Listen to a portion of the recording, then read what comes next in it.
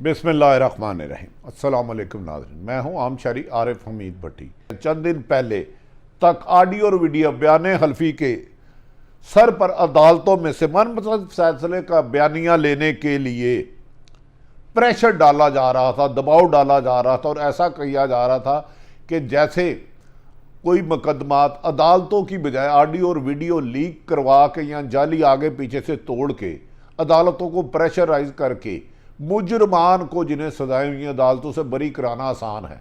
लेकिन ये तरीकाकार पिट गया, नाकाम हो गया, ठुस हो गया।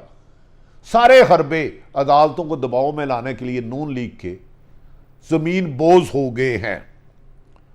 नाज़रीन का बयान, अब वो सब जमीन बोझ हो गए हैं। नून लीग ने जो इन्हें अदालतों ने, मोहतरम सुप्रीम कोर्ट के, हाई कोर्ट के जज साहबान, नैब के जज साहबान ने मुख्तलिफ केसों में दर्जनों बार नहीं सैकड़ों बार सफाई का मौका देने के बाद नहल किया तो अचानक ऑडियो और वीडियो इस हद तक चले गए मोहतरम कैप्टन सफदर साहब के ऐसी गंदी, ऐसी गलीज आएगी, ऐसी गलीज आएगी। और एक सहाफ़ी को कहते रहे कि गलीज तरीन, गंदी तरीन वीडियो है लेकिन कुरान पे हलफ दे। अस्तगफार अस्तगफार। एक तरफ तो गलाजत का ढेर, उस पर कुरान अमल के लिए है। इस तरह की गंदी वीडियो दिखाने से नहीं, लेकिन मैं इस पर ज़्यादा गुफ्तगू नहीं करूँगा। मुझे दुख हुआ ऐसे बयान से।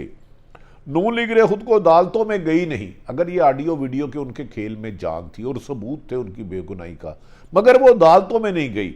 लेकिन इनके नाम नहाद सबूतों और इनके पैसों पे पलने वालों का जो पोस्टमार्टम अदलिया कर रही है, इसकी मिसाल भी दुनिया में नहीं मिलती।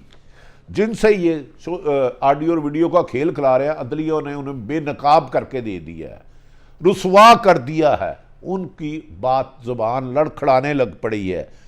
ये जो ऑडियो और वीडियो का इंजाम हो रहा है, अगली आने वाली वीडियोस की बातें भी दम तोड़ती चले जाती हैं, जिसका इन्होंने खुद नून लीग ने दावा किया था ऐसी वीडियो आएगी कैप्टन सफदर ने कि फुल स्क्रीन होगा। लेकिन जो अदलिया इनके ऑडियो वीडियो का पोस्टमार्टम इस्लामाबाद हाई कोर्ट में हो रहा, लगता है नून लीग भी इस पे अगला खेल नहीं खेलेगी। लेकिन बेशर्मी की हद नहीं होती। नून लीग हो या कोई भी हो, जिसने अपनी इज्जत उतार दी हो, उससे किसी दूसरे की इज्जत का ख्याल नहीं होता। इज्जत वही करता है जिसे अपनी इज्जत का ख्याल और वो दूसरों को भी इज्जत देता है। किसी को भी इज्जत देने से इज्जत कम नहीं होती। आज भी इदारों में कुछ दम हम है, गो के नाइंसाफ़ी दुल्हन अपनी जगह। नाज़रीन, ये जो नवाज शरीफ ने खुद को बरी करने के लिए राना शमीम को लंदन बनाया, जो साबिक जज, चीफ जज बिल्कुल राना शमीम को बयान हलवी पर तौहीन अदालत केस की समाअत का तहरीरी हुक्म जारी हुआ, जिसके कुछ हक़ाइक़ सामने आपके रखते हैं। साबिक चीफ जज राना शमीम से तमाम फ़रीक़ैन को जवाब को गैर तसल्ली बख्श करार दे दिया। अदालत ने राना शमीम समेत तमाम फ़रीक़ैन के जवाब को गैर तसल्ली यानी कि उस पर अदम एतमाद का इजहार किया। बेबुनियाद हल्फी और गलत खबर पर क्यों ना तमाम फ़रीक़ैन को फ़र्द जुर्म आयद करे। बेबुनियाद बयान हल्फी और गलत खबरों पर क्यों ना तमाम को फ़र्द जुर्म आयद करे। इस्लामाबाद हाई कोर्ट ने 13 दिसंबर को राना शमीम समेत तमाम फ़रीक़ैन को तलब कर लिया, आओ पेश और साबित करो कि जो अदलिया के तुम बदनाम करना चाह रहे थे, ब्लैकमेल करके अदलिया से मनपसंद फैसला लेना चाह रहे थे, वो ब्लैकमेल नहीं होंगे। अब आपको साबित करना होगा जो इल्ज़ाम आपने एफिडेविट में दिया और लंदन में जमा कराया है, लॉकर में रखा हुआ है।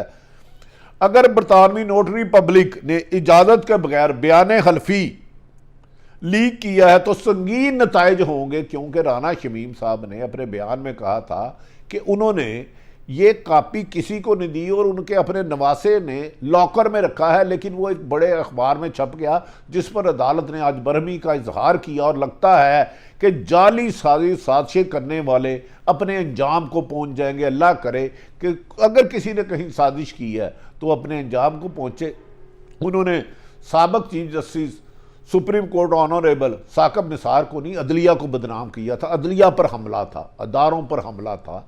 इसको मुझे लगता है कि इस्लामाबाद हाई कोर्ट असल मुल्ज़मान को यकीनन सज़ा देगी, वरना अदारों को फुटबॉल बना के उनकी इज्जतें उछाली जाती रहेंगी। नाज़रीन, बादियुल नज़र में राना शमीम ने खुद बयान हल्फी लीक करवाया है, ये अदालत का कहना है। 3 साल तक राना शमीम की खामोशी इनकी सच्चाई पर सवाल खड़ा कर रही है। अगर ये सच्चे थे, ये भी कहा जा रहा है कि मोहतरम जज की मरहूमा बीवी ने साकिब निसार को लातदाद मैसेज किए थे कि हमें मेहरबानी करके करा दें। अभी तो इसको सवाल और निकलेंगे और मुझे लगता है राना शमीम और उनके पीछे इस डायरेक्टर, इस फिल्म के कारसाज, हदायतकार और इन्वेस्टर बेनकाब होने हैं। जिस तरफ अदालत चल पड़ी है, ये बच नहीं पाएंगे। 3 साल तक उन्होंने कहा, राना शमीम आप खामोश क्यों रहे? अपीलों की समाअत के वक्त बयान हल्फी का अखबार में शायद भी अहम है। एक तरफ अपीलों की समाअत चल रही है और दूसरी तरफ ये केस अदालत में दबाव डालने के लिए एक मीडिया में नशर हो रहा है कि अदालतें डर के बेगुनाह कर दें। अब उन्होंने कहा अदालतें कानून और आइन और सबूतों के मुताबिक फैसला करते हैं। वीडियो और ऑडियो को चौराहों में और मीडिया में दे के कातल गुनाहगार बेगुनाह नहीं हो सकता और बेगुनाहगार गुनाहगार नहीं हो सकता। दूसरी जानिब नून लीग और पीपल्स पार्टी की क़यादत में लफ्सी जंग गोलाबारी शुरू हो गई है। एक तरफ कह रहे हैं हम दोनों मिलकर इमरान खान की हुकूमत गिराएंगे और अदम एतमाद लाएंगे, लेकिन आपस में एक दूसरे पे इतना भी भरोसा नहीं कि गाली गलोच पे और मुल्क दुश्मनी तक आ गए हैं। एक तरफ तो दावा कर रहे हैं कि हमारे पास नंबर गेम है। याद रखें कि जब तक पीपल्स पार्टी, नून लीग समेत सारी जमातें नहीं होती तो अदम एतमाद आ ही नहीं जा सकता। एक जमात तो अदम एतमाद कर नहीं सकती। इनका ये भी भूडा झूठ बीट चौराहे फट गया है कि हम अदम एतमाद ला रहे हैं। आजकल नून लीग और पीपल्स पार्टी में लफ्सी जंग और मुल्क दुश्मनी तक के इल्ज़ाम आ रहे हैं। पीडीएम ने अपनी मौत आप ही मर चुकी है, उस बेचारे मुर्दा घोड़े में जान ही नहीं रही, डेट पे डेट देकर पीडीएम को अब पीडीएम वाले भी संजीदा नहीं लेते। अब अपोजिशन की 2 बड़ी जमातों में अगर अदम एतमाद, इसका मतलब है अदम एतमाद का कंसेप्ट भी खतर हो गया। अगर इन दोनों में जमातों में नून लीग और पीपल्स पार्टी में सही जंग है, यानी कि अपोजिशन की 2 बड़ी जमातों में इख्तलाफात के बाद पार्लियामेंट के मैदान में भी हुकूमत के लिए हालात साजगार हो चुके हैं। इमरान खान लकी हैं कि अगर अदम एतमाद पीपल्स पार्टी और नून लीग बन जाती है, एक की 84 है, एक की 54 है और इसके अलावा सारी जमातों को मिलाती है, अगर दोनों अब आपस के खिलाफ, आज परवेज रशीद ने कहा कि शबाज आसफ अली जरदारी खौफजदा है मरीम नवाज से लाड़ करना में, जबकि लाड़ करना आज भी पीपल्स पार्टी का किला है। हक ये है कि मरीम नवाज ने सिर्फ बिलावल भुट्टो के साथ लेकर भुट्टो की बरसी पर लाड़ करना गई और मरीम की वजह से उनको बिलावल को थोड़ी सी इज्जत मिली, बेनज़ीर और भुट्टो की हाज़िरी दी। नाज़रीन, अब लगता है कि पीपल्स पार्टी और नून लीग एक दूसरे के सामने आ गए हैं। इसका मतलब है अदम एतमाद का जो तासुर दिया जा रहा था वो कमर टूट गई है उसकी। एक अहम मामला शहर कायद कराची की तरफ भी आते हैं जो पाकिस्तान की शाहराग है। हर जमात ने कराची के साथ हमेशा सुतीली माँ का सलूक किया, कराची का नाम इस्तेमाल किया, कराची रोशनी का शहर है। याद रखें, जब तक कराची तरक्की नहीं करेगा ये पाकिस्तान तरक्की नहीं कर सकता। 13 साल 14 साल से पीपल्स पार्टी की हुकूमत है, लेकिन सिंध खंडरात की अलामत है। अंदरून सिंध पीपल्स पार्टी की गिरफ्त है, लेकिन हमेशा ही पीपल्स पार्टी को कराची और हैदराबाद ने वोट नहीं दिए तो उनसे सुतीली माँ जैसा सलूक है और हमारे वहाँ के रोशनियों के शहर को डरोना ख्वाब बना दिया। खैर, हर जमात कराची के साथ सुतीली। 2018 के इंतखाबात में कराची वालों ने पीटीआई को मैंडेट दिया। पहली दफ़ा इतनी बड़ी तादाद में एमक्यूएम की बजाय पीपल्स पार्टी तो नहीं वोट ले सकी, लेकिन पाकिस्तान तहरीक इंसाफ को मैंडेट दिया, मगर कोई भी खातर खा रिलीफ नहीं मिल सका।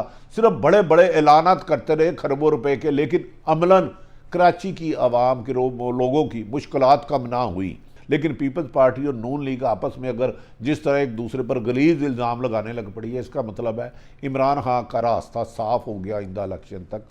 तमाम सूरत हाल आप तक रखी। अपने इर्द गिर्द वालों का ख्याल रखें। पाकिस्तान जिंदाबाद।